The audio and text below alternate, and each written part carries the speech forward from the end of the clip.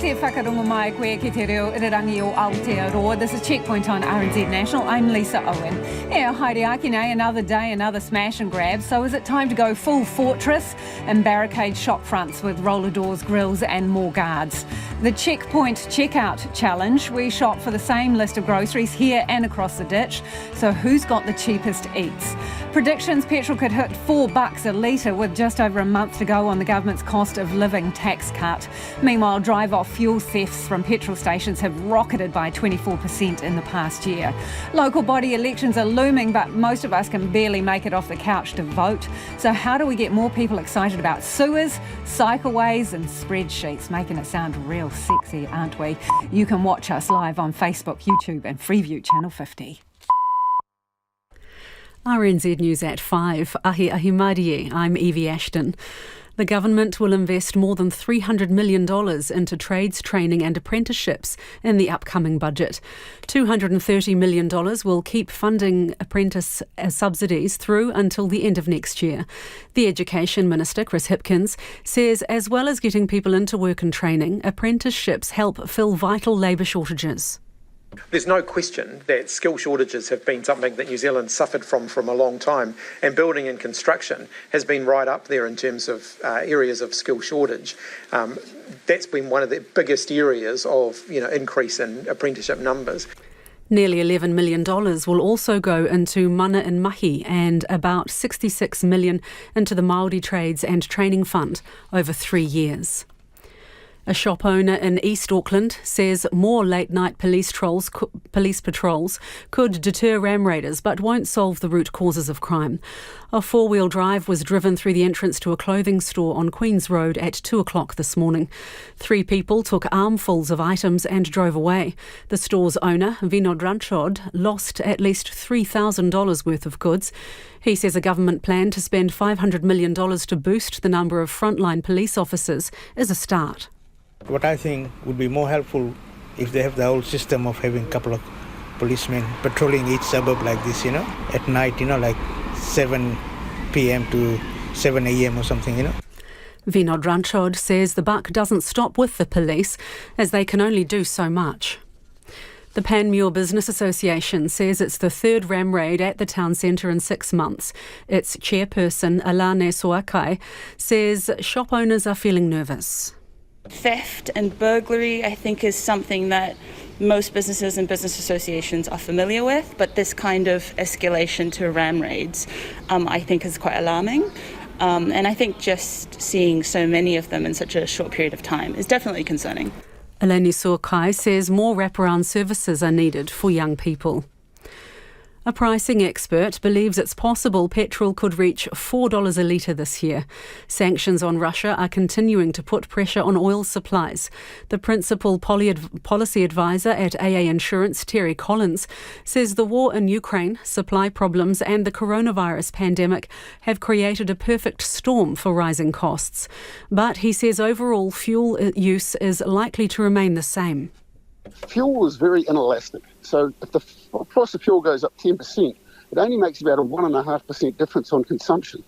So that just shows that people just don't have a lot of discretionary ability to change their travel behaviour and use less fuel just based on price. Terry Collins says it's more likely prices will consistently sit at about $3 a litre for the next few years.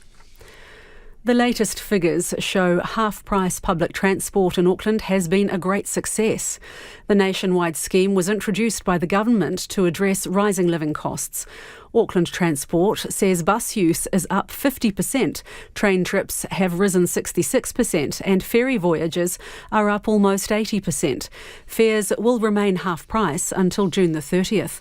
Although it's not a permanent measure, the government has signalled more public transport investment may be announced in the upcoming budget.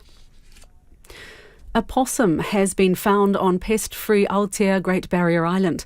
Department of Conservation Operations Manager Kirsty Pryor says it's thought to have come from outside the island and there are no signs of any others. A local found it on the road at Whangaparapara last month. Kirsty Pryor says the discovery was taken very seriously as possums have never been established on the island and are a significant ecological pest in New Zealand.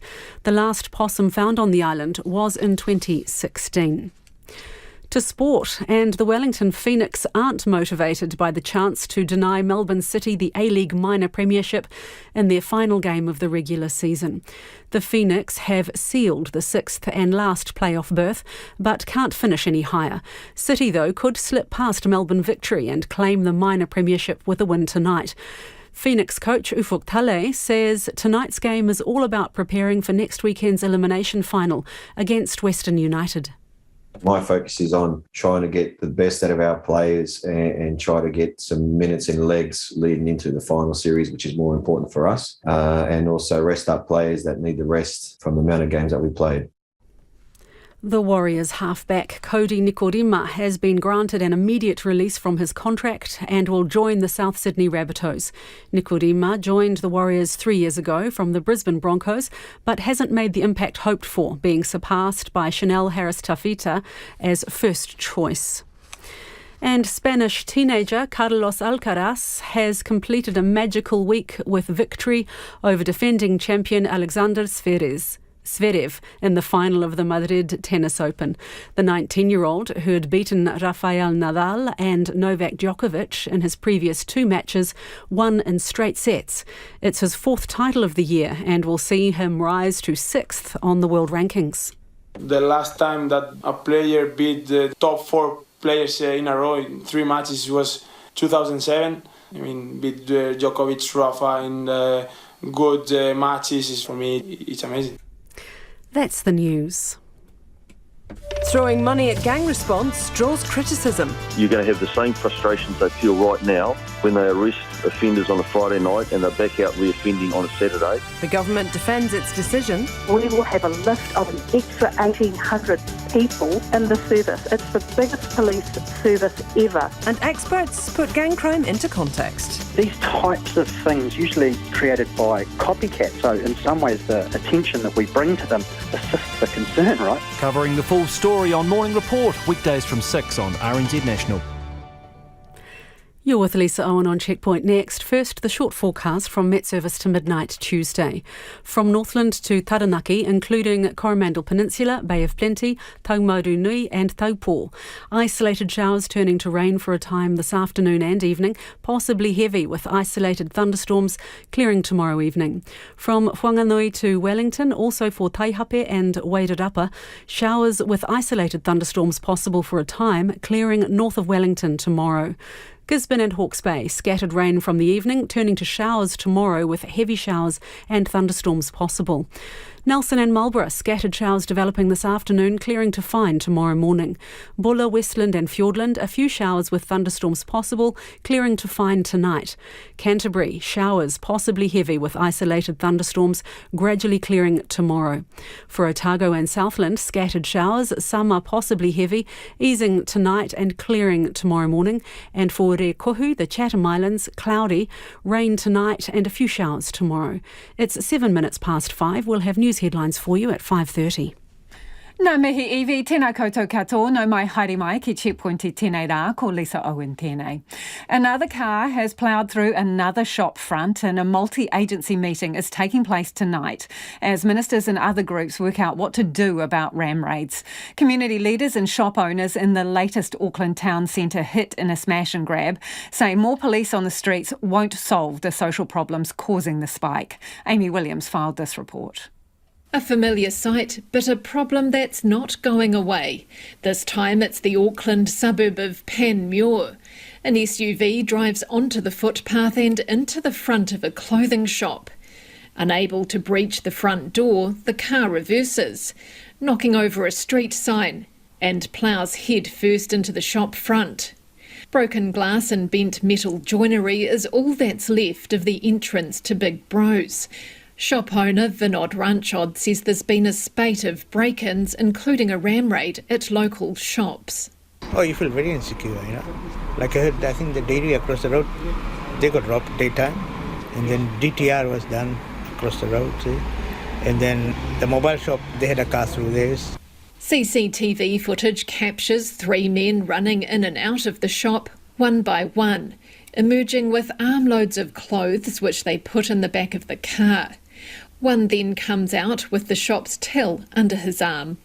The government is putting $500 million extra funding to boost the number of frontline police officers and address gang violence over 4 years. Mr Ranchod would like police officers to patrol the Panmure town centre, but says the buck doesn't stop with them. I think police can only do so much, They can't be the parents of the children, They have to do their job. They have a family after work, So it's the parents' responsibility, how you bring your children up. Daniela Kaivilata works for the Panmure Business Association as a security liaison officer. He's lived in the area for 25 years and knows many local families and is concerned for the young people involved in ram raids.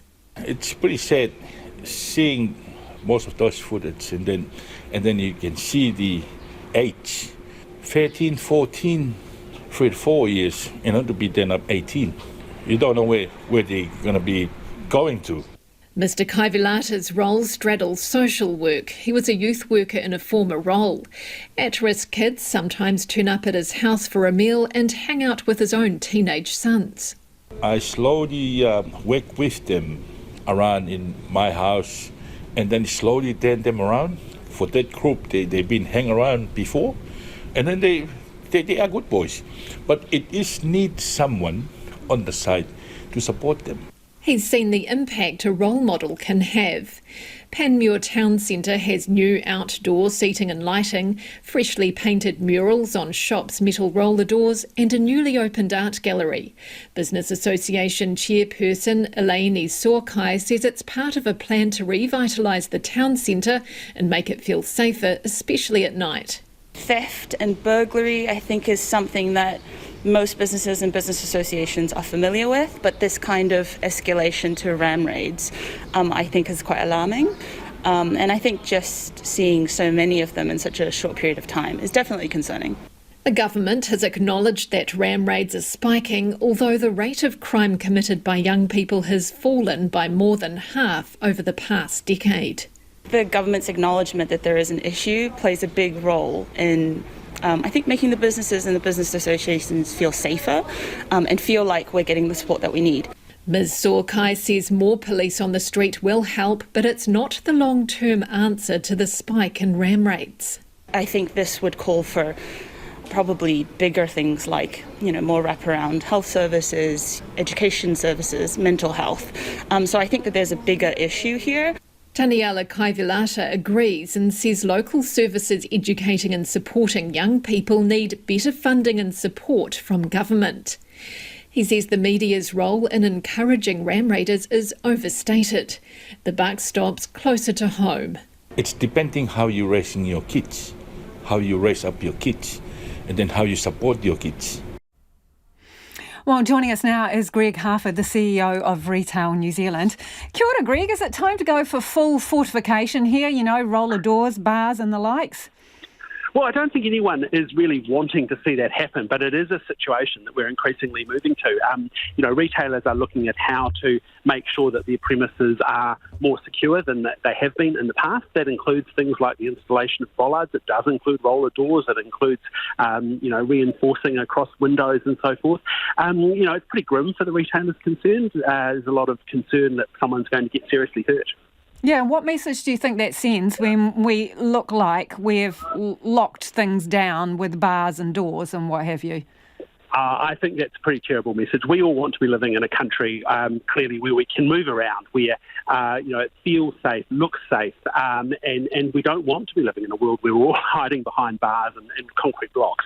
But we really need to, I think, start looking beyond the immediate issues here and think about why young people and others are getting involved in these sorts of ram raids and other activities, and what we can do as a nation to try and move through that. The government at the moment, though, is promising some kind of immediate package, a suggestion that will be similar to what it did with dairies, the likes of co-funding fog machines, obviously not suitable for retail. But have you had a discussion with them? Do you know what is coming in this package? No, look, we haven't talked to government directly about the package that they announced yesterday. We're really pleased to see that they are taking the issue seriously. I'm hoping that we'll be able to sit down with ministers very soon and talk about how they're going to use that funding to roll out a really good package to help retailers who are struggling really with the situation that they find themselves in. What could they actually do? What would be helpful for you? Look, well, I think starting with the kind of the fortification process, if you like, it would be really helpful for government to come to the party, make sure that there is funding available in the worst cases to help support the installation of things like bollards. It would also be really helpful to work with councils and make sure that it is actually really feasible for that to happen. I'm aware of situations where councils have said, we don't really want bollards on our footpaths. But actually that is something that helps keep people safe and keeps premises safe at the end of the day. So you're talking about co-funding security measures and also cutting through some of the red tape and bureaucracy?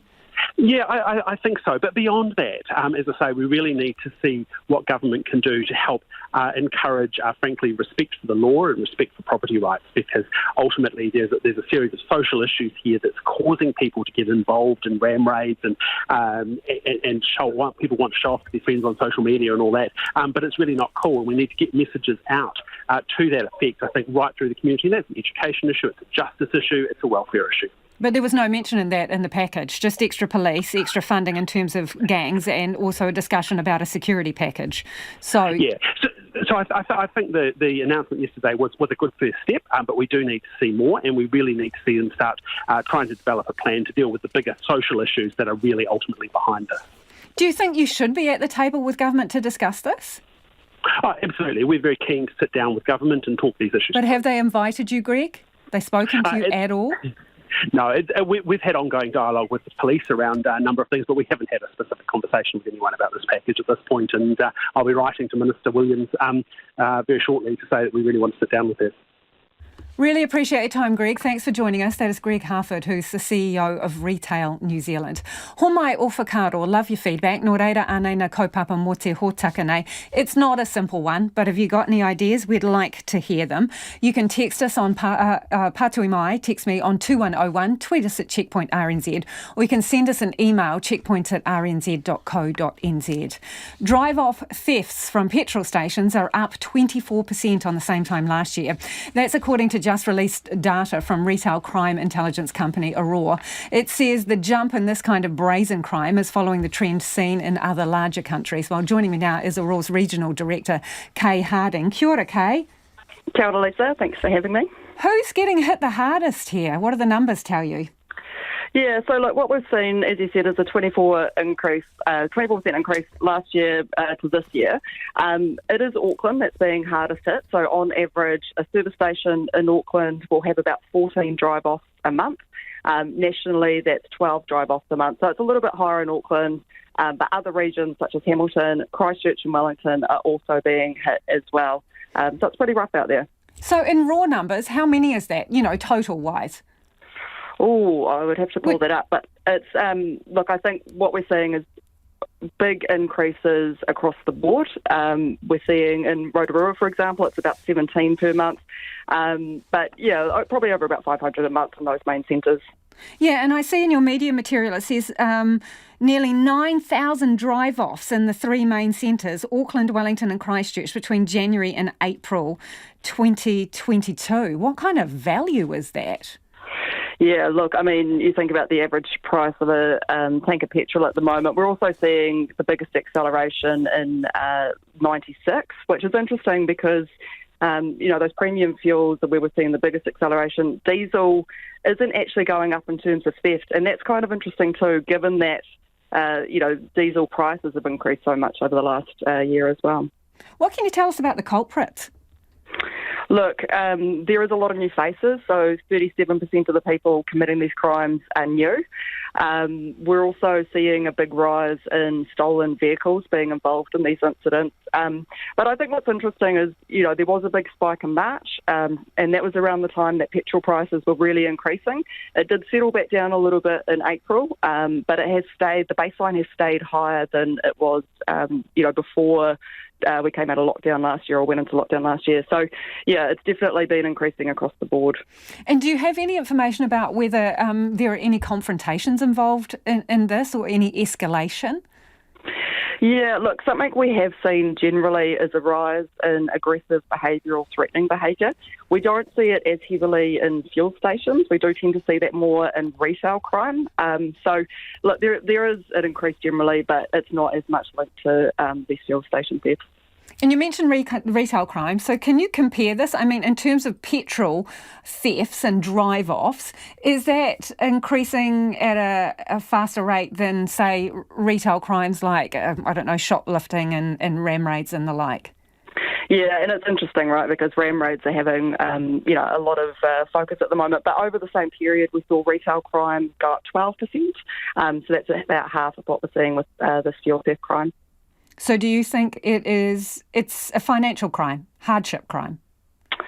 I think that, there is some sort of relationship there, given that we've seen March being the peak for it. But I do think, as you said to your last guest, it's a really complicated issue, and I don't think that, there's a simple answer to solving this. So, yeah, it's definitely related, but I don't think you can pin it all on that. And are the stations, what can they do about it? Yeah, and, I think what's interesting here is, we work closely with police and we use licence plate technology to help these fuel stations make better decisions or more informed decisions around who they let fill up, before they pay and some of that. But I think, going back to it, it's got to be better relationships with police, tighter, relationships just across the board in terms of how we come together to do this. I don't think there's a silver bullet for it. Yeah, and it's a bit hard, even with licence plate technology, if they're increasingly using stolen cars, isn't it? Yeah, that's true, and I think that accounted for about 40%, or an increase in 40% at some of these sites in terms of that. So, yeah, look, there is no easy answer, and you've also got to think about the customer experience for those people that aren't committing crimes when they're filling up their cars as well. Really appreciate your time, Kay. Thanks for joining us. That's Kay Harding there with a massive increase in petrol drive-offs. You don't pay, you fill up and you just cruise off. 24% jump and thousands of them occurring in the three main centres. It is 21 minutes past 5. Kia mau tonu mai. Stay with us. You're listening to Checkpoint on RNZ National. Bromley residents fed up with their homes smelling like burnt poo are taking matters into their own hands. They say Christchurch City Council is not doing enough to fix the horrific stench wafting out from the city's fire-damaged sewage plant, and they're holding their own community meeting this week. Neva Chittick reports. Bromley resident Alyssa Tomlinson says the assault on their nostrils is falling on Christchurch City Council's deaf ears. The physical impact is affecting people's lives. Just gone from having never really getting headaches to having constant migraines and scratchy throats, coughs and just generally feeling unwell quite a lot of the time. The highest levels of hydrogen sulfide were recorded at 5 parts per million in air quality testing around the plant last week. NIWA air quality expert Dr Guy Coulson says the workplace limit is 10 parts per million for an 8-hour shift. But there aren't really any other guidelines. The problem there, of course, is that it is based on the idea that it's just for 8 hours and it's based on normal, healthy people, for want of a better way of putting it. So outside of the workplace, you might find, more susceptible people. Many residents weren't aware the testing was taking place and say the council's communication has been terrible. So much so, it's pushed Caleb Saunderson to help organise a public meeting in the Bromley Community Hall this Friday. The whole reason I'm doing is I'm basically just a concerned community member who's sick of my kids not being able to play outside because of the smell and not being able to open my windows. I think everybody's sort of feeling a little bit less in the dark about it. A lot of us don't believe that the necessary measures to contain the smell and everything else has been taken in a timely manner. Council's head of Three Waters, Helen Beaumont, says council meetings haven't happened due to COVID restrictions, but they have been communicating. We've got a dedicated page on the website We release stories every 2 to 4 weeks on that. And we've also done a couple of flyer drops around the local neighbourhoods. Local residents say that's not enough. Caleb Saunderson wants more detailed and regular updates to prove work is progressing quickly. Alicia Thompson thinks actions need to be visible to the community. To see them actually there doing something about it rather than just facilitating people. And the people that are in charge should be on the ground too, not just sitting behind a desk giving people orders or ignoring emails. They should be there getting to know what's going on. Because if you're not there, you don't really know, do you? Helen Beaumont has been at the plant herself as recently as last week and admits it's been tough on the nearby residents. She says short-term solutions to help the community are being put to councillors this week. We have got a couple of staff looking at what advice we can give, similar to the advice after the fire about closing windows and trying to stop it getting inside and then opening the house up when the wind changes direction. Also, we're looking at some community support, so that is a wellbeing support. There's still no comment from council on whether rates reductions will be on the table. Weekly testing at the wastewater plant will continue for the next 6 weeks and public health advice will be updated based on the results. On average, less than half of eligible voters get off their butts to cast their ballots in local body elections, voting for councillors and a mayor. On top of that, many of the people who are elected are, same, white, male and likely aged between 56 and 60 years old. Now, Local Government New Zealand wants to turn that around, but frankly, where do you start? Well, joining us now is LGNZ President Stuart Crosby, who is also a Bay of Plenty Regional Councillor. Kia ora, Stuart. Kia ora, Lisa. How are you this evening? I'm very well. At the risk of being rude, Stuart, aren't you a sort of poster child for everything that you want to change about elected individuals? I absolutely am. I'm a 65-year-old European male, but I did start in this business when I was 30 years old, so I was actually a young elected member for quite some time. And we do need, of course, people like myself with quite a lot of experience, but the key is to get more diversity into council chambers. Well, your experience raises another question then, right? So if you've been in the game for 30-odd years, do we need to cap the number of terms you can serve in order to get some new blood and different people in? One of the challenges with that sort of concept is our business is really complex. And if you talk to any relatively new elected member, they're still learning the fundamentals, and I'm still learning as we go because things keep changing. So you do need that mix of new blood and a commitment actually from them to stay in the business for a little while at least, so they can build up that bank of knowledge with their community, with all the issues, and you need the experience as well. So Vote 22 is about encouraging more diverse people into our sector as the first stage, and the second stage is to get obviously more people to vote. Are diverse candidates actually standing but just not getting elected, or are they not standing at all? Our research says they are standing and some aren't getting elected. The dial has shifted a little bit in terms of gender, age, and Pacifica and Māori, but there's still a long way to go. And what we would like to see as the ultimate goal, and it'll probably never happen in a democratic system, is to get a council that actually and truly reflects the community. So why can't people be bothered getting off the couch to vote in local government elections? Because if you look at the turnout for central government, it's twice the rate, right? So what's so unsexy about local politics? I don't know if it's unsexy. The mayoralty contestants get a lot of profile, but what I've observed over time is that people tend to vote for the cohorts that they're familiar with, and that doesn't help in the turnout or diversity.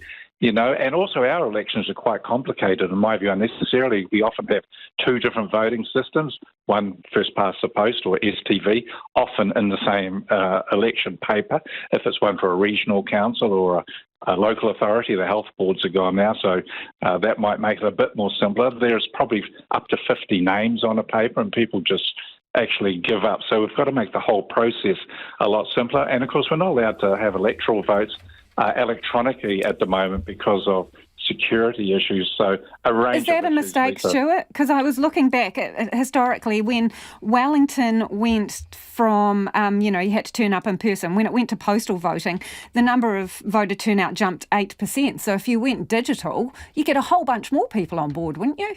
Oh, absolutely. We're convinced of it because, that's the way of the world now. And particularly younger generations are familiar with that. And, we do internet banking with billions of dollars every day, but we're not allowed to have an election because of some apparent security reason, which I completely disagree with.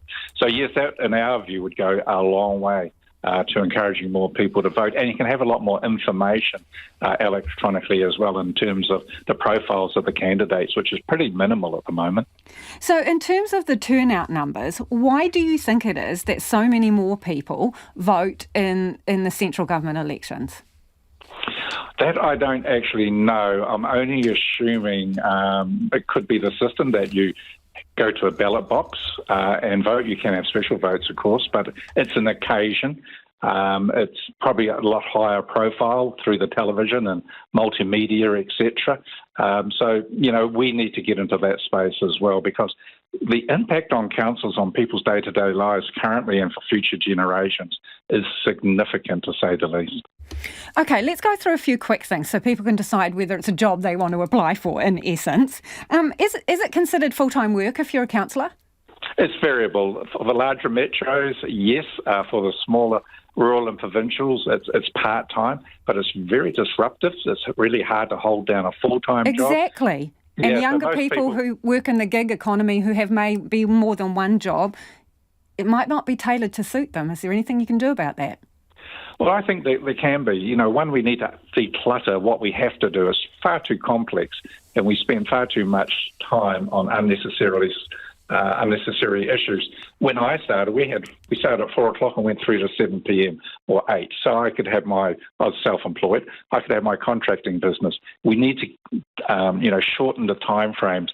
Over probably the last 20 years, Lisa, various governments have tried to fix us, and frankly, they've made the whole job far more complicated than it has to be. It takes away our time to engage with communities. It's all about process now and not outcomes.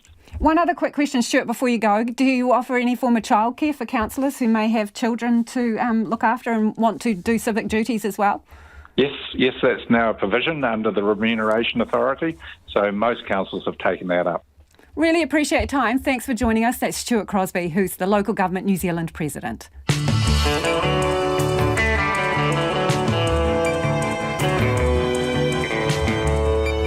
Kia ora e te iwi e Haere nei e a checkpoint. Does more police on the streets mean less crime or more arrests? Petrol's costly one-way trip up and up, and the Wellington School that bought a car so its students can learn to drive. Homai Ofakaro would love your feedback, particularly on local government elections. Your mayor and your councillors. Do you get off your butt and vote or not? And tell me why.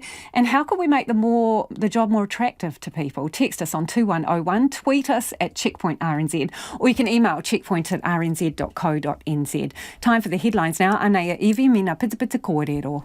The Education Minister, Chris Hipkins, says budget funding for apprenticeships will get people into work and training and help to fill labour shortages.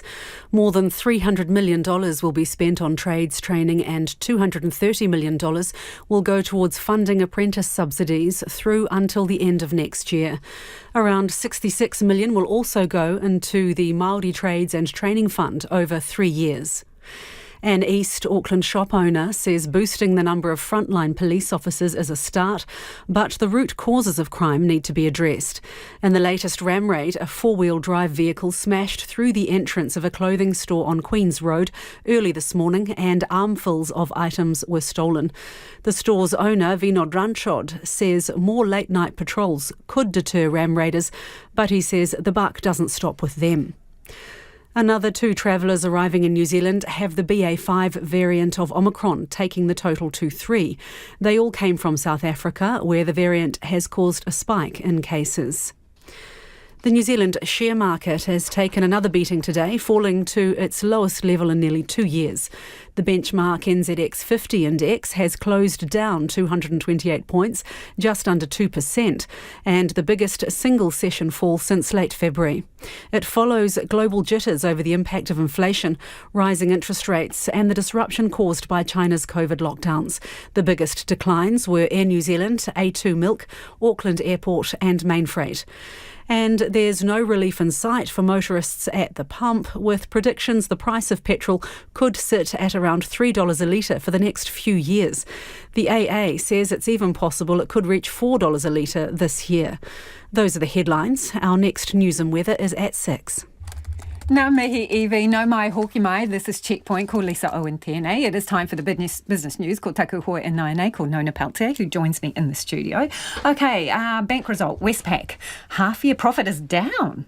I know. It's hard to believe, isn't it? Well, you gave me another bank last week that was made mega money, didn't you? And then ANZ and BNZ, but no, not so much for Westpac. They had a cash profit of for the first half of 9%, as a gain of 9%.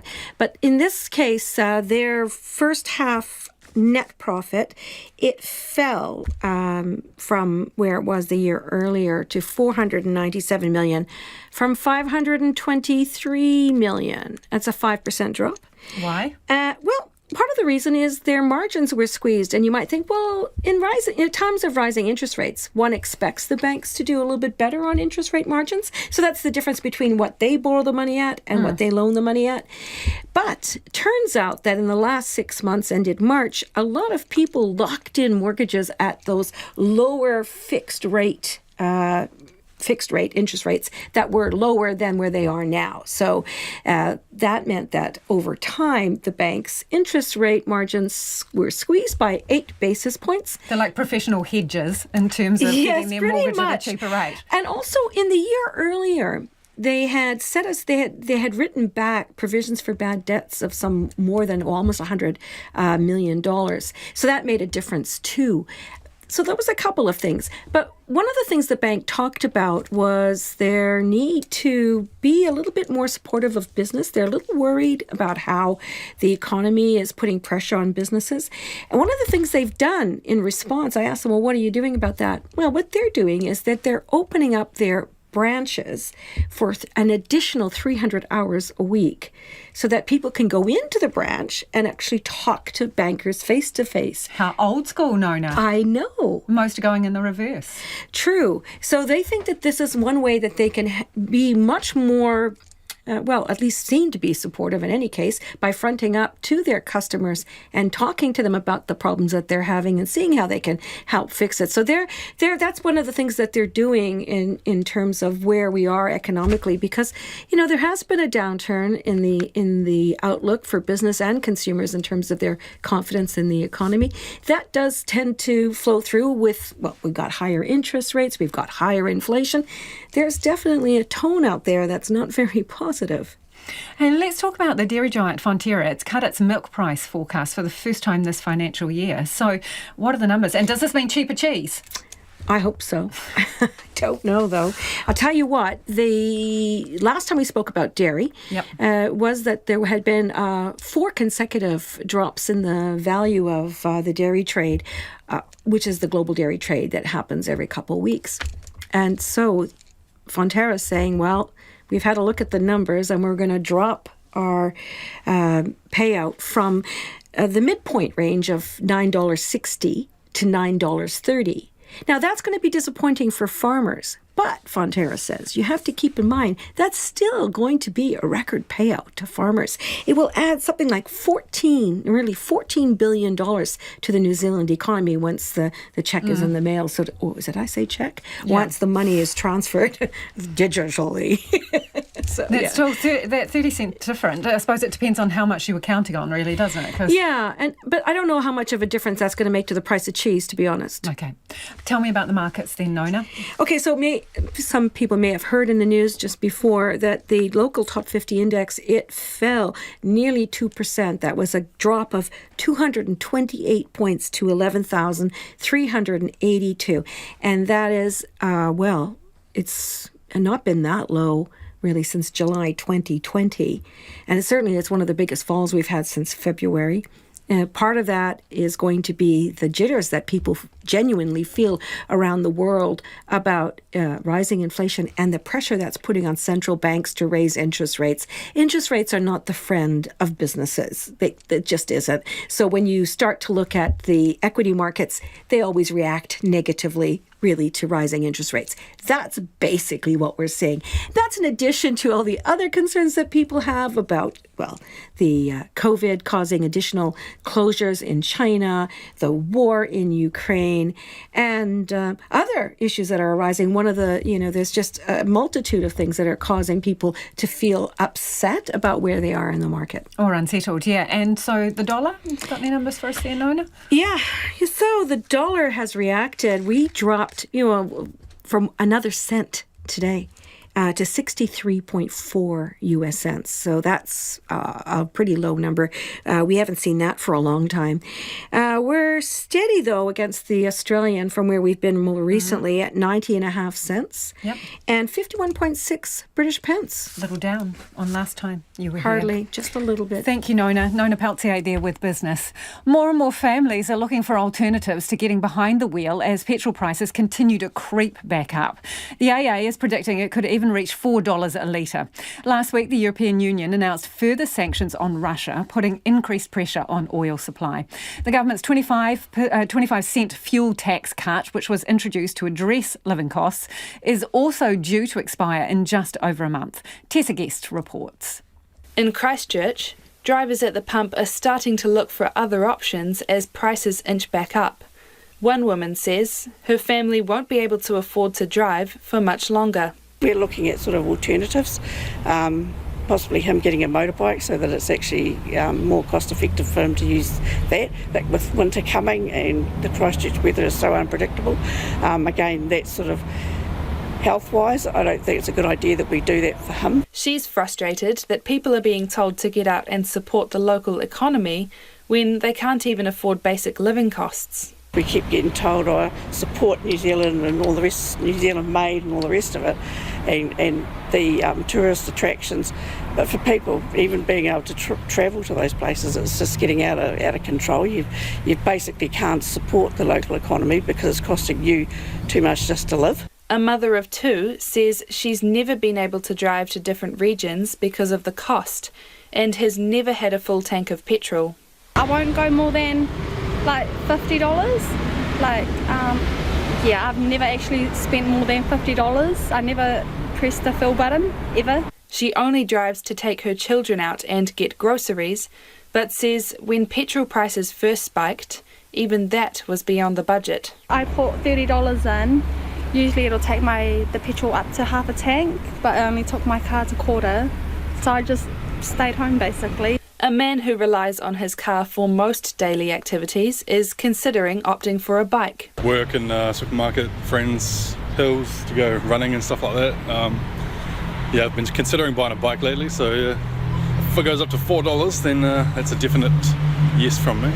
Principal Policy Advisor at AA Insurance, Terry Collins, says the war in Ukraine, the pressure on supply, and the coronavirus pandemic are all contributing to rising costs.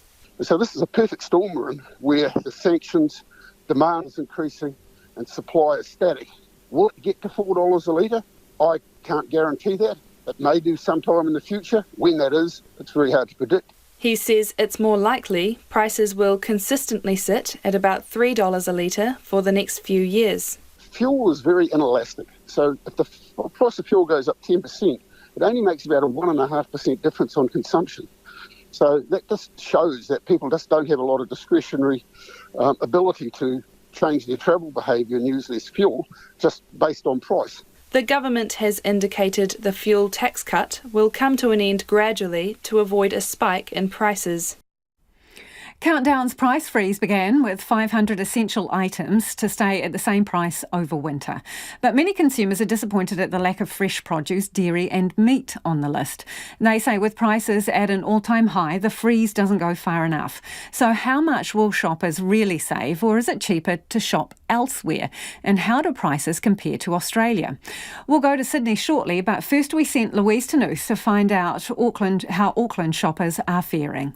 There's no doubt people are feeling the pinch at the checkout right now. It's absolutely ludicrous, really, isn't it? You know, like, we're a family of 5, weekly shop's about $500. You know, like, it's a massive jump. Well, that was $1 more than it was last week, but the price before that was what I've been paying all year. Definitely things have gone up. Fruit and veggies, obviously, and then nothing much you can do about it. Countdown's frozen prices on a list of 500 essential items, from tinned tomatoes to herbs and a cooked chicken. From today, the prices will stay locked in over the next few months.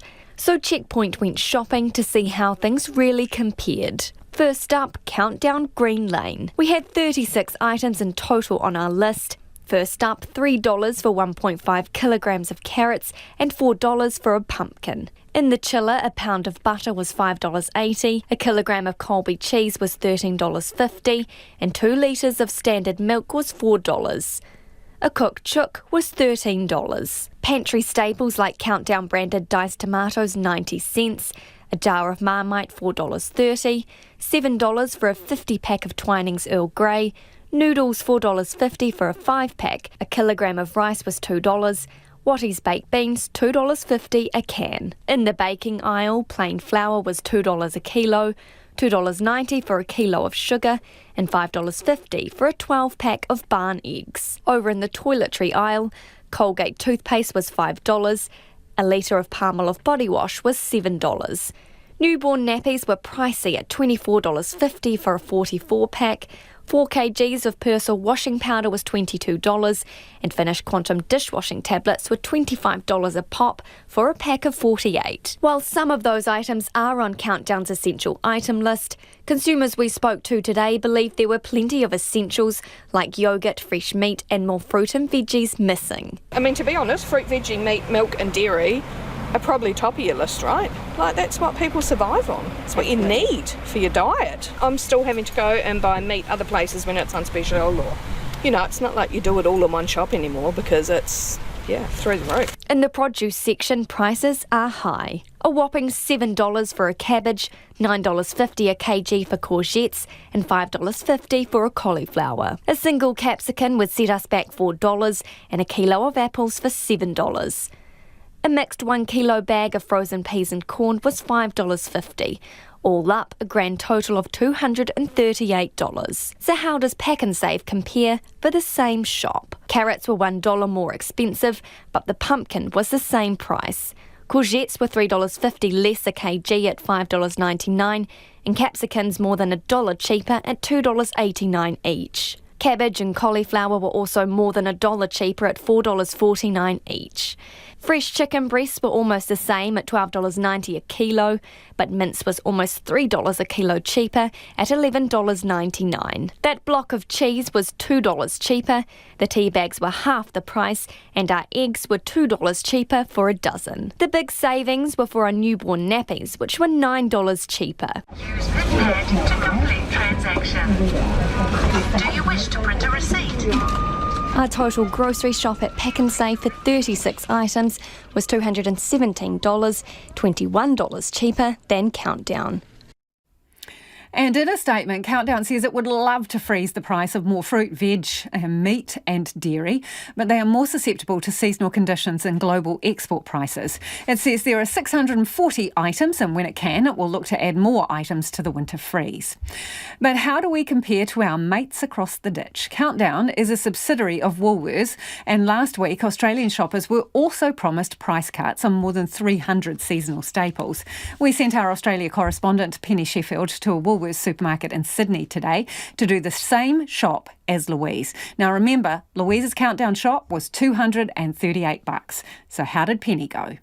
At last night's federal election debate, it was the inflated price of a head of lettuce causing the most friction between Prime Minister Scott Morrison and Leader of the Opposition, Anthony Albanese. Dealing with the costs of living in Australia, and there is upward pressure on those costs of living. We know what's causing them. It's been caused by international factors all around the world. The problem with what Scott just said is that the cost of living measures that he spoke about are all temporary. They have all the sincerity of a fake tan. They disappear once people have cast their vote.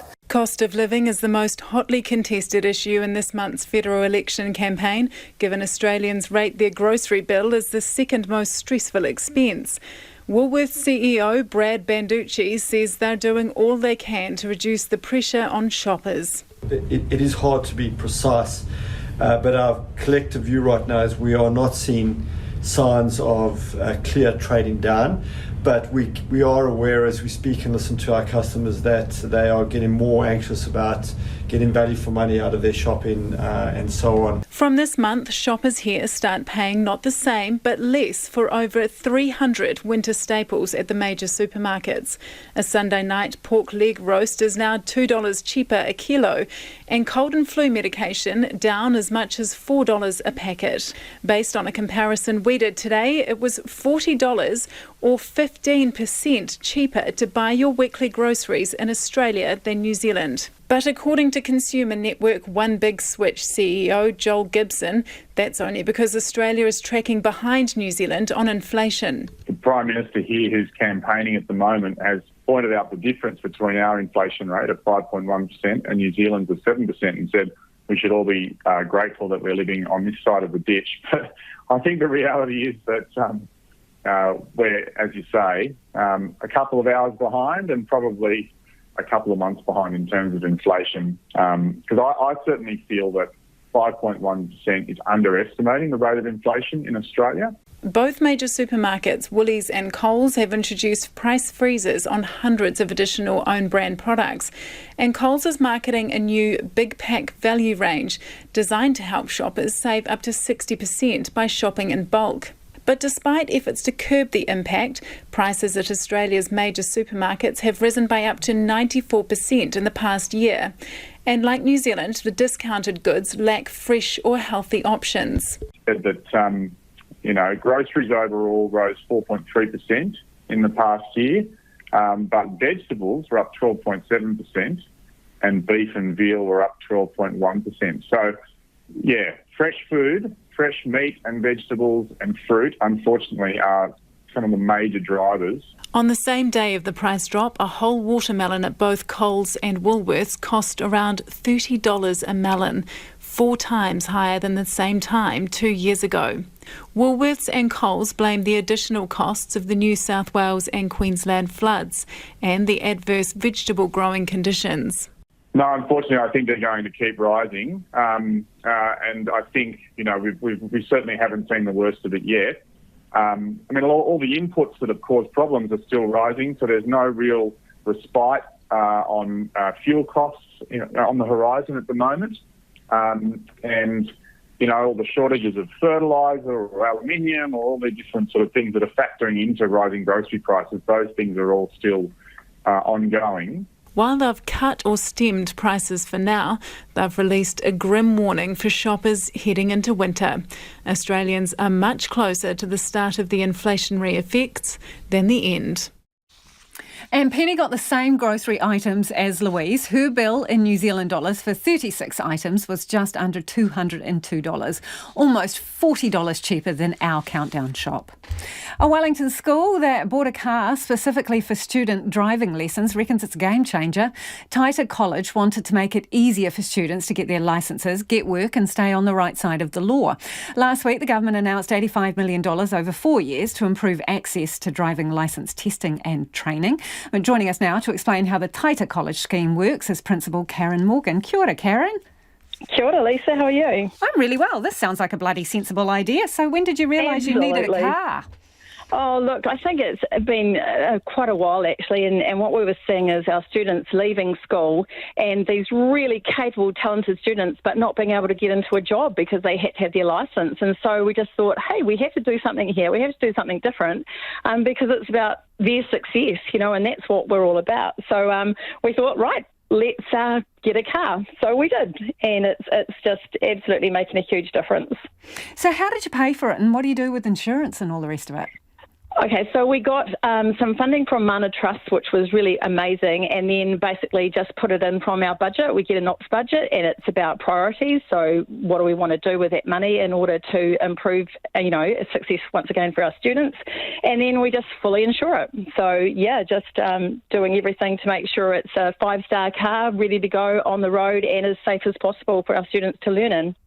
Karen, I hear you're a kind woman and you used to lend out your own car for these driving lessons. Is that right? I did actually, and I suddenly thought, I'm not sure if that's actually the best idea. So I thought, and I sat down with our SLT team and it's like, perhaps we should invest in a car, and that's when we did. And we did our homework, and, and these are the things that do make a difference. I think by removing the barriers, we've now had 87 students get their learner's licence and 12 get their restricted. And so at the end of the day, if we want safer roads, to invest in our youth, and this is a sort of program that's going to make that difference. So Karen, who gets to take the lessons? How do you get on the program? How does it work? Okay, so I have a teacher who's trained, and he teaches people how to drive. So I just employ him, and he goes out and takes them for their lessons. He does a course in the holidays with them, so they do a 4 to 5 day course to do the written component. And we also link with other agencies or organisations, in the community. So I know Youth Inspire, for example, they run programs like this too. So it's linking up and partnering where we can in order to help other youth in the community as well. So what does it mean for these kids to have a licence when they leave school? It's huge. Once again, opening doors, making opportunities for these students so they can get their job or into jobs in different avenues with that. But also, I guess it's for them, their independence. And I think, we've got to look at this bigger picture. If you read the stats in the article today, there are so many people nationally who are driving without their full licence. And so if we want to bring down those infringements, those fines, those driving offences, even court time, this is the thing that's going to make us safer community, by us doing programs such as this. So there's so many layers to how this is about helping, I guess, overcome obstacles really for those who maybe have barriers to affording the licence or being in programs such as this. Yeah, Karen, tell me, if you didn't have the car and you weren't giving the lessons, what would happen? Are these kids that don't have access to a vehicle at home or don't have someone who can teach them to drive? Well, some of them do, some of them don't, and I think it's like any community. So this was just about making it safe, and I think there's already so much pressure on families. They're busy, they're working maybe 2 jobs, they might not have the time, they might not have a car that's available when their child needs to learn. So this was, or they might not actually have the skills and be patient, in teaching their child to drive. So this was about bringing in an expert to actually give them a really robust, holistic understanding of how to be safe on the road. So a lot of this work is, focused on what does road safety actually mean and look like, so they get real hands-on experience, excuse the pun, but, to be really well equipped, because being a competent driver is a life skill that I think everyone should have. Karen, is this an example of kind of thinking outside of the box to make it work for you guys and your students and your school? Absolutely. Yeah, and it's about being, I guess, courageous with curriculum. What is curriculum? Curriculum's everything that we do in a school. So if this is going to engender success, engender a safer community, making sure we've got safer roads, then it's absolutely worth the investment. So do you know of any other schools who are doing the same thing?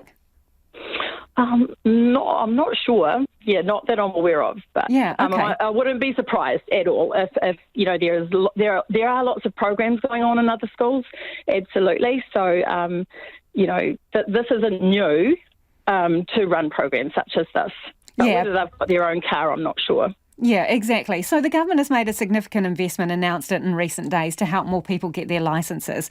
Could this be a program that is worth funding in the sense of schools having their own vehicles to make it happen? Kids are on campus, it's easy access, and in an environment that they're already in. Yeah, Absolutely.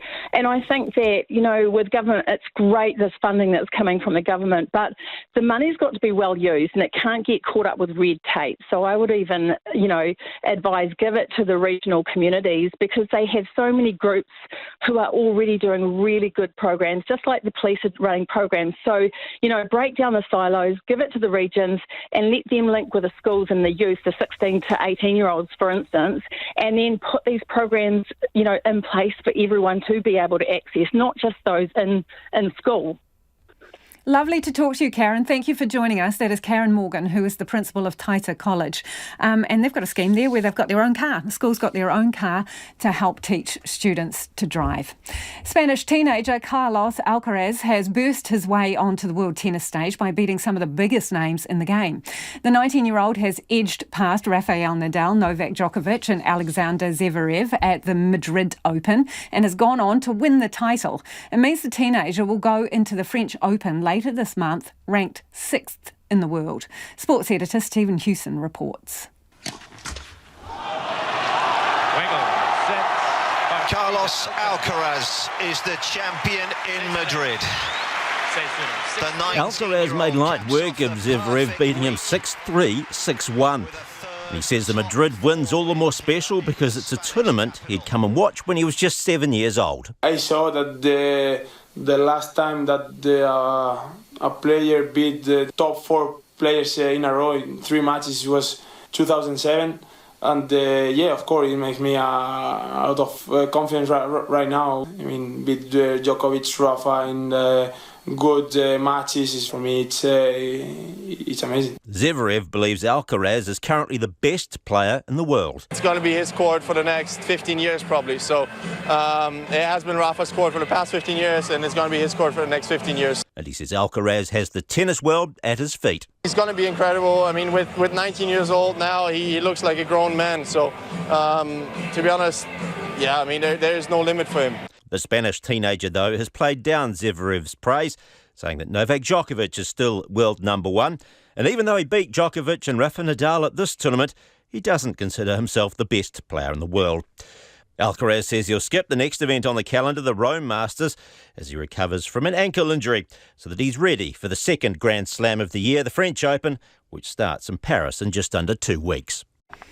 Some of your feedback now on the poo smell at Bromley. This listener says maybe Bromley residents should insist on councillors staying a night in their homes, 1 councillor each night. That'd be an experience, wouldn't it? On drive-offs without paying for petrol, one listener's got in touch to say, pay before you pump. Easy, bro. And someone else says we used to have attendance on the forecourts. Maybe we should go back to that.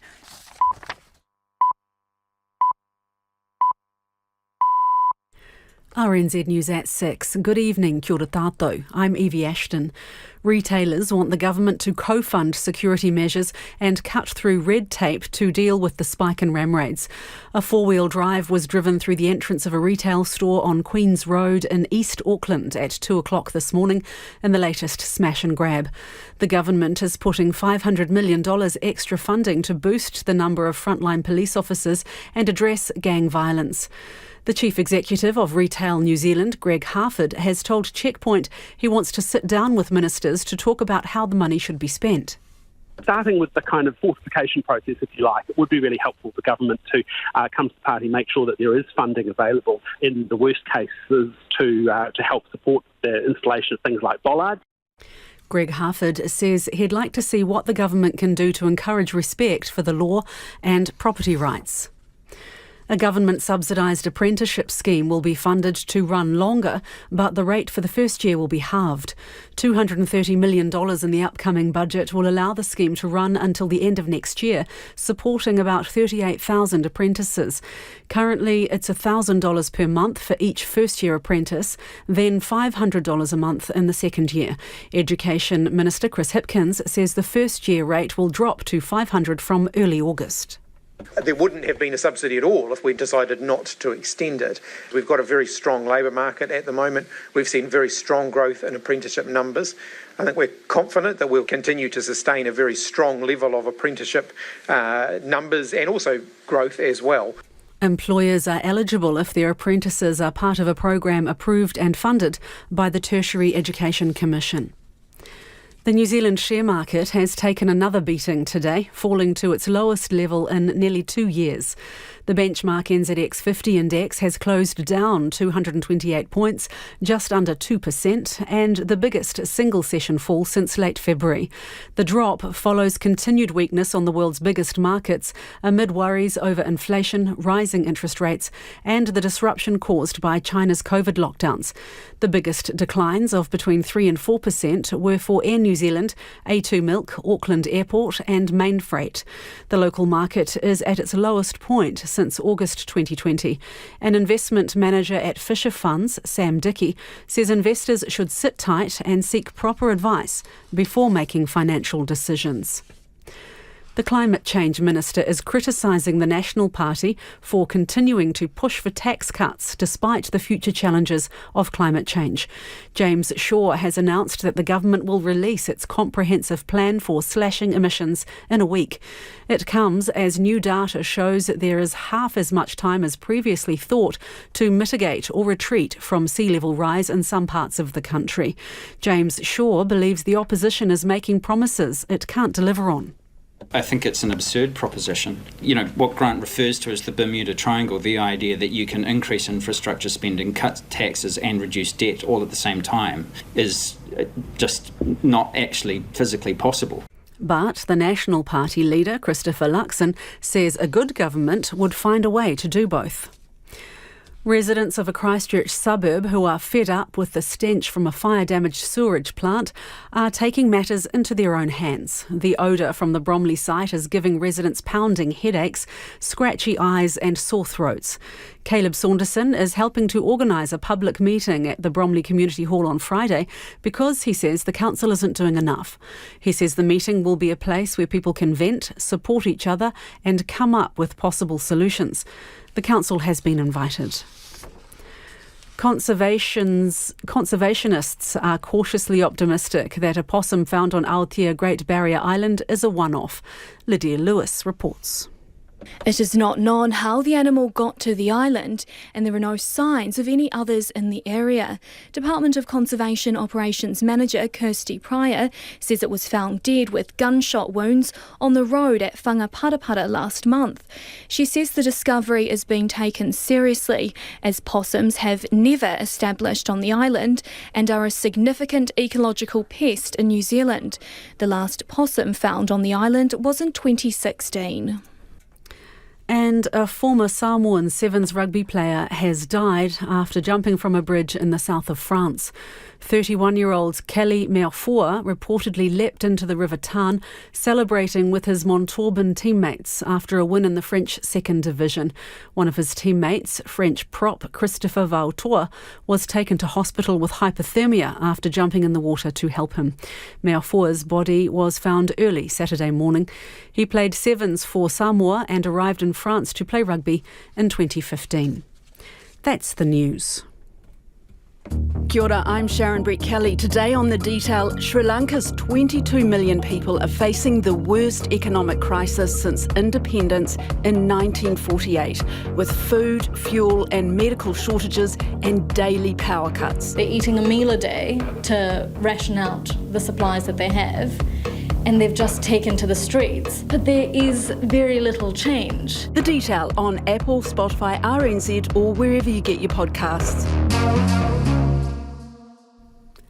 You're back on Checkpoint with Lisa Owen next. Right now, the short forecast from Met Service to midnight Tuesday. From Northland to Taranaki, including Coromandel Peninsula, Bay of Plenty, Taumarunui and Taupo. Isolated showers turning to rain for a time this afternoon and evening, possibly heavy with isolated thunderstorms, clearing tomorrow evening. From Whanganui to Wellington, also Taihape and Wairarapa, showers with isolated thunderstorms are possible for a time, clearing north of Wellington tomorrow.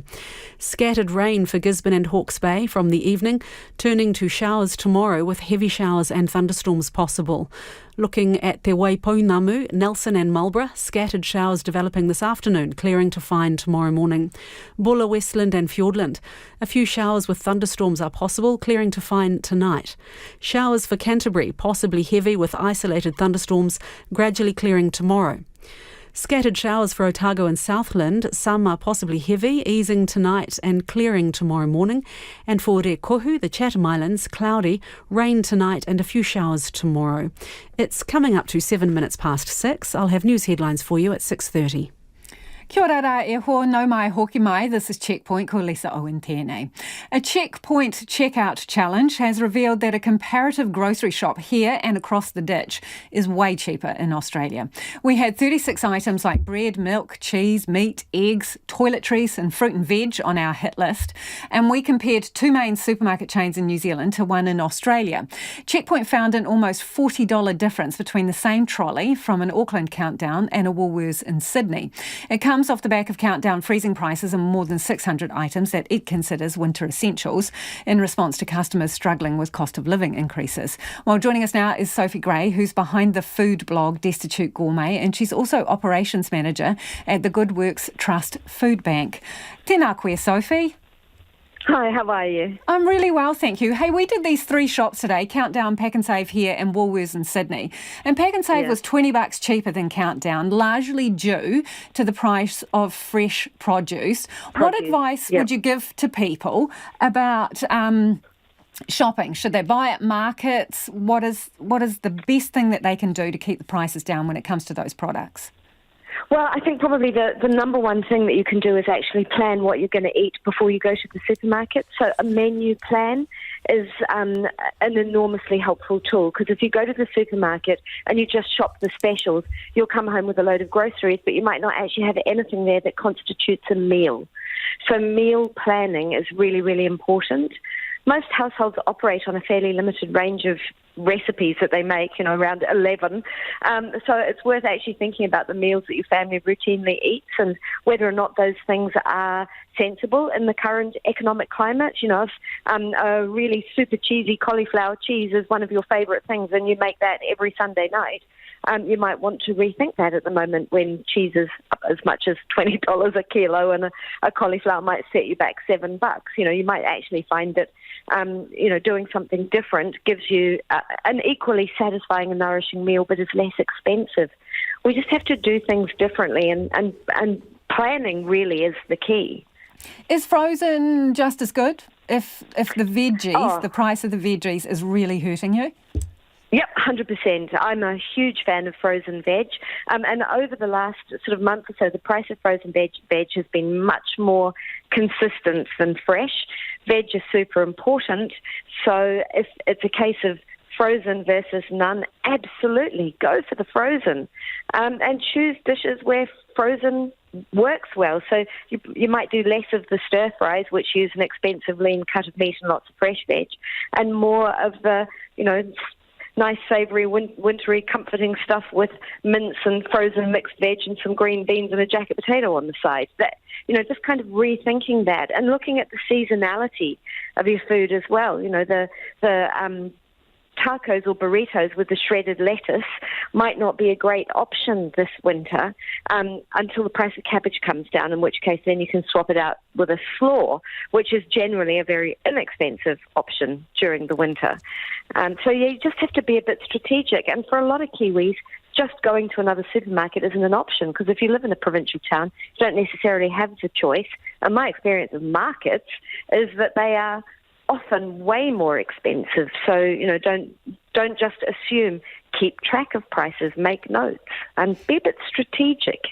Yeah, because that is the other question, Sophie, here, whether the ability to shop around is the privilege of people who have time and are mobile, have got a car, and the ability to get around. Yep, totally. And I mean, one of the areas where the food bank that I'm involved with works is on the North Shore in Auckland, and it's a food desert.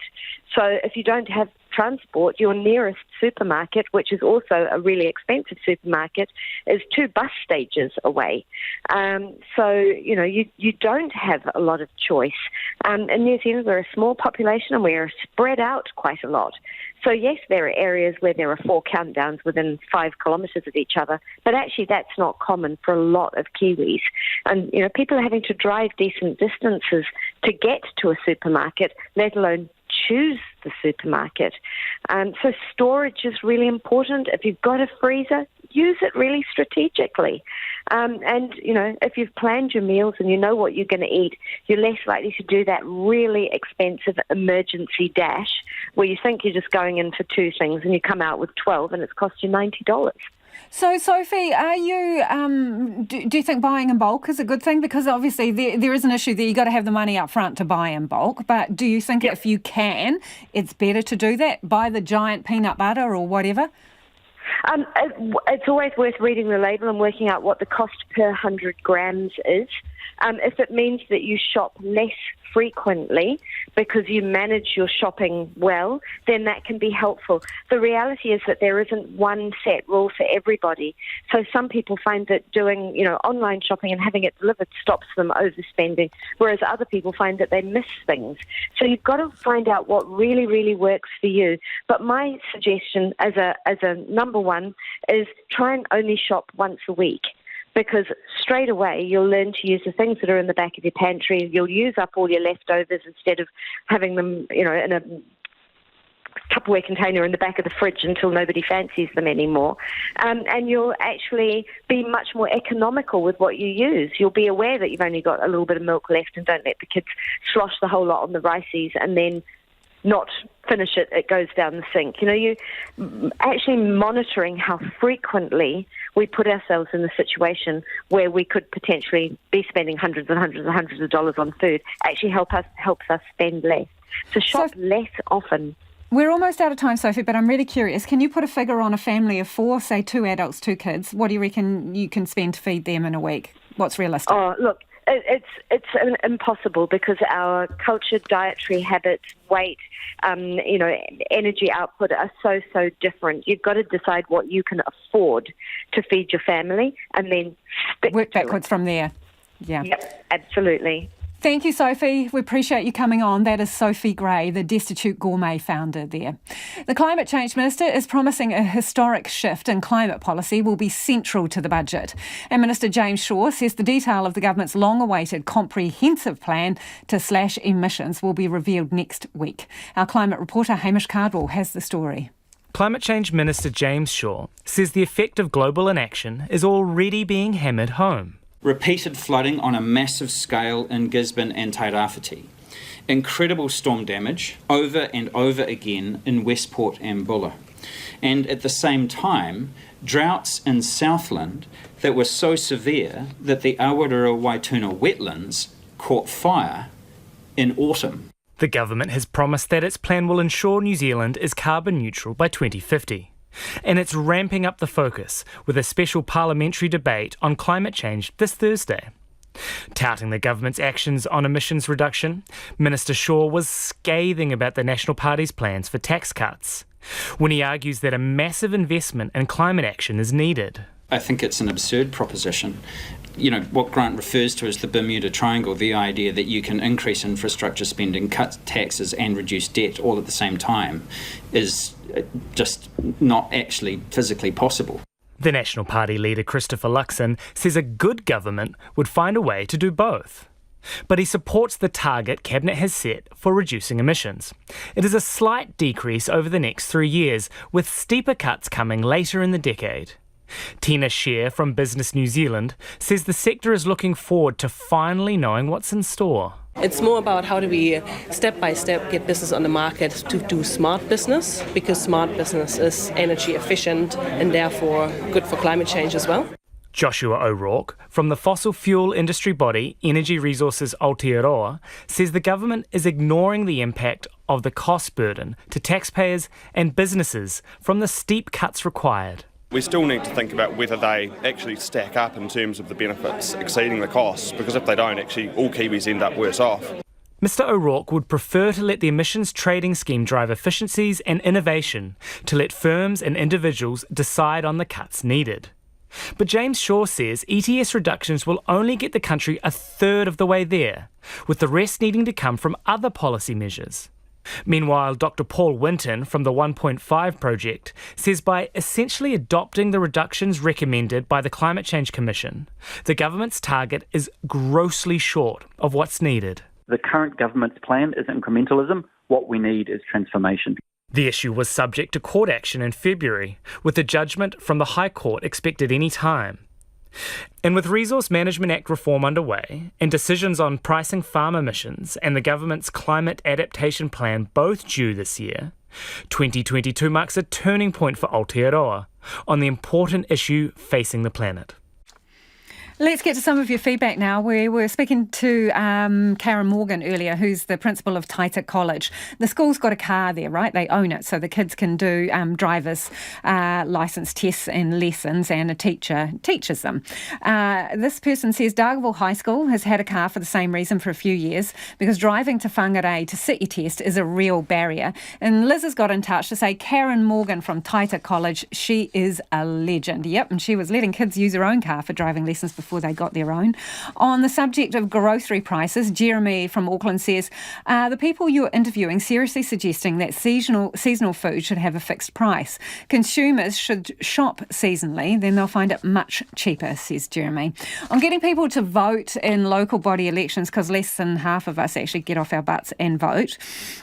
One listener has got into touch to say, I would really like to vote in local council elections, but every time they come around, I read the booklet that comes through the post with all the candidates' blurbs in it.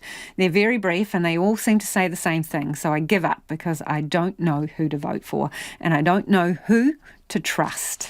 Yeah, good feedback. I don't know how we turn that around. Anyway, do keep it coming. Text us on 2101. It is 18 minutes past 6 and you're with Checkpoint on RNZ National. Justice advocates say plans to pour money into extra police will do little to address the main cause of crime, with Māori likely to be disproportionately affected. $560 million will be pumped into the police over 4 years to tackle gang and youth-related crime. The most recent figures from the Ministry of Justice show youth crime rates have fallen by 65% over the last decade. Ashley McCall reports. In the early hours of this morning, another business in Auckland was the target of a ram raid. It's one of many in a recent wave that has been making headlines. The government plans to tackle the issue with its $562 million package for the police over 4 years. But People Against Prisons Aotearoa spokesperson Emily Rakete says Māori will be heavily impacted by the move. Māori will be the victims of the kind of push for a more punitive approach from the police that many people are asking for right now. But the question we should be asking is, will this fix the problem? Will giving the police $500 million do more good than giving $500 million to social services, to state housing, to providing employment? And the answer to that is no, it won't. The package aims to bring in an extra 1,800 police by the end of the year. Ms Rakete says boosting police numbers isn't going to solve the root cause of crime. The government has rushed to push money onto the police. Fine. That's their solution every single time there is a crisis raised about a certain kind of crime. But they never deal with the fundamental social problems that cause things like ram raids. So this problem will continue to exist. Former prisoner and justice advocate Awatea Meta agrees. She says the government is taking the wrong approach in dealing with issues around rangatahi Māori and ram raids. The previous generation's statistics on crime, the statistics for their generation were worse. We didn't have the same kind of outcry. All the response to have 1,800 new officers put on the street then. So why does it seem such an appropriate response to have now? It's not appropriate. It's inappropriate. Despite the influx of ram raids, recent figures by the Ministry of Justice show youth crime is the lowest it's ever been. Police figures show there were 283 ram raids in the country in the 12 months to October last year. Green Party Justice spokesperson Golriz Garaman says the package for police is unnecessary. Yes, shopkeepers do need support and they can get support, but this package is actually focused on more cops and more cops with guns. It's sort of devastating for New Zealand, who's kind of voted for a progressive government, to be getting this kind of really regressive approach to justice. An approach to justice that many will hope won't negatively affect Māori. The government is extending the amount of time it'll subsidise apprenticeships, but it's cutting the rate of the subsidy. A $230 million investment from this year's budget will support 38,000 apprentices. The scheme was set up in 2020 to support businesses to hire and retain apprentices during the pandemic. It was set to expire in August, but has now been extended until the end of next year. That means 24,000 new apprentices and 14,000 existing apprentices can get the support. Skill shortages have been something that New Zealand suffered from a long time, and building and construction has been right up there in terms of areas of skill shortage. That's been one of the biggest areas of increase in apprenticeship numbers. But actually you'll find in all of those areas where we have apprenticeships that are being subsidised, there have been areas of skill shortage. So it's a very well targeted investment in terms of being able to address those long-term skill shortages the country's been suffering from. But it will cost employers more than before. The government's halving the first-year subsidy rate from $1,000 to $500. Education Minister Chris Hipkins says it's because of the significant growth in the number of apprentices since 2020. There wouldn't have been a subsidy at all if we'd decided not to extend it. And we do have to recognise we've got a very strong labour market at the moment. We've seen very strong growth in apprenticeship numbers. I think we're confident that we'll continue to sustain a very strong level of apprenticeship numbers and also growth as well with the new rates that we've announced today. The government is also funding more places in the Mana in Mahi scheme and extending the Māori Trades Training Fund. Shouting and mudslinging were the hallmarks of the second leaders' debate of the Australian election. In an unedifying display, both the Prime Minister and his challenger turned what's meant to be an exchange of ideas into a shouting match. Australian voters are already unhappy with the two major parties, and this type of display could lift the appeal of independent candidates. The ABC's Kathleen Calderwood reports. It began with some familiar lines. This is a choice. It's a choice between strength and weakness. It's a choice between certainty and uncertainty. We can't afford just 3 more years of the same. 3 more years of drift and neglect. 3 more years of not accepting responsibility. The cost of living quickly emerged as a key topic. Neither Scott Morrison nor Anthony Albanese prepared to extend the cut to the fuel excise beyond September, before the Prime Minister was pressed on whether he was powerless to stop interest rates rising further. What I'm saying is that global factors, of course, have driven the Reserve Bank's decision to lift interest rates. The Labor leader stopped short of guaranteeing he could get wages rising faster than inflation. We will try to do what we can in measures and structures to improve real wages. Before the two men squabbled over whether their rivals' policies would push up electricity prices. For the same reason, Scott. And they pay the electricity prices, which mean prices go up. Well, it's just not right. 30% of the bill. Is the same. And then tempers flared over the stalled plans to set up a federal anti-corruption body. Why you haven't drafted your own legislation for such a commission? Scott, you've got 2 pages. That's it. Scott, that's not right. No, I'm sorry. We have put forward... It is right, actually. It is not right. Scott, you don't allow debates on anything in the Parliament, let alone debates on opposition legislation. The debate turned testy again when the leaders got a chance to grill each other. Anthony Albanese interrogating Scott Morrison about last year's slow vaccine rollout, gaining a rare concession from the Prime Minister. Do you now accept that indeed it was a race?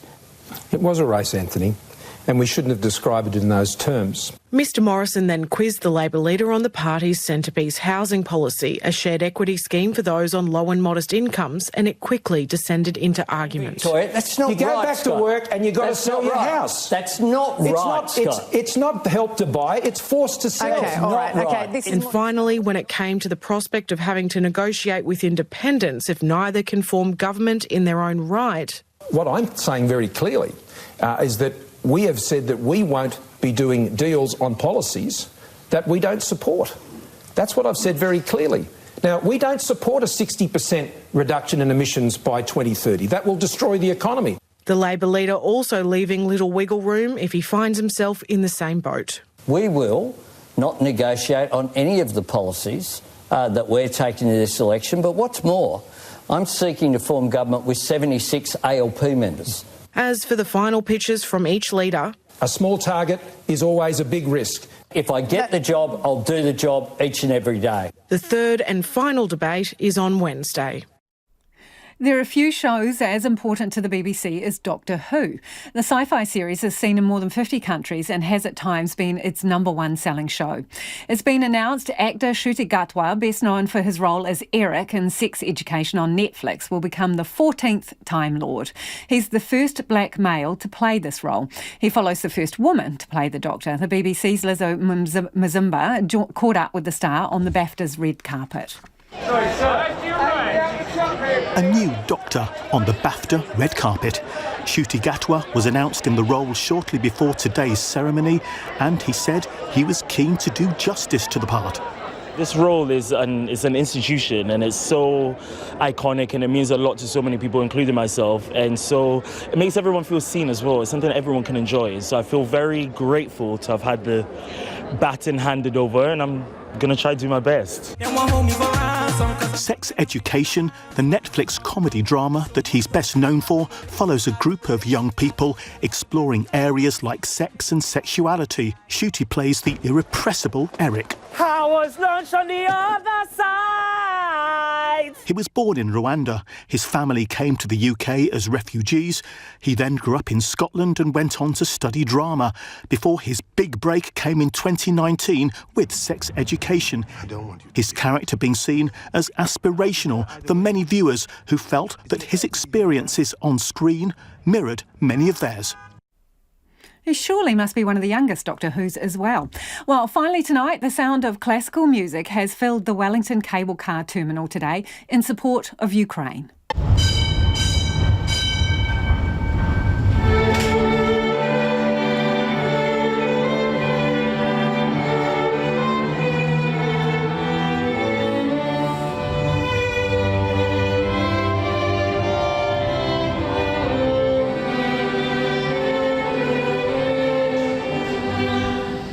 A European Union delegation joined with Orchestra Wellington to mark Europe Day, which traditionally celebrates peace and unity in Europe. This year, the focus was very much on Ukraine, and cable car tunnels were lit up in blue and yellow to show support for the country.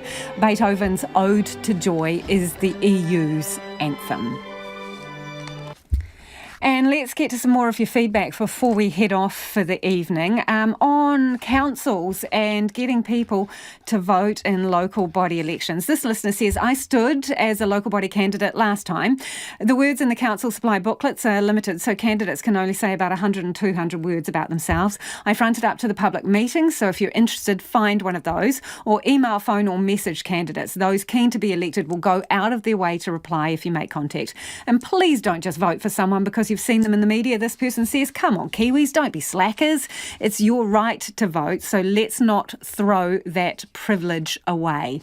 Anne has got in touch about grocery prices and says, save costs by cooking up the week's veg, leftovers I think she means, as soup. Blend, add a dash of cream and serve with toast. Empty fridge, full tums. Good news, says Anne. Yeah, I know, all those scrappy little veggies you get at the end of the week, Anne, that you haven't used and you feel guilty that they are going to waste. That is all we've got time for. The Lote News team will keep you updated throughout the night. If you missed anything on Checkpoint, you can find us on Spotify, Apple or wherever you get podcasts. Ko te kaupapa tuatahi popo tomorrow from 5. A round of golf in less than 30 minutes. What? First up speaks to world #1 speed golfer Jamie Reid. Well, that'll be one to watch. It'll be over quickly. Kaua e wari te atatero I a mātou kōrero. Don't forget to check out all our stories and videos online. Catch you tomorrow. RNZ News headlines at 6:30. Kia ora tātou, I'm Evie Ashton. The Motor Trade Association says extending the Apprenticeship Boost scheme until the end of next year is brilliant news for the automotive industry.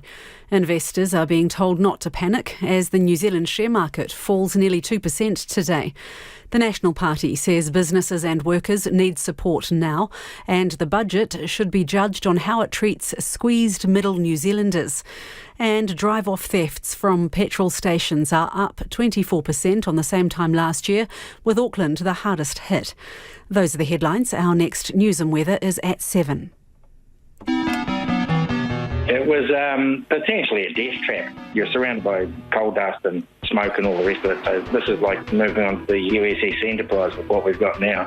I love the fact that on Bandcamp he acknowledges that he's on Wurundjeri land. Yeah, props to the Pākehā of Australia for,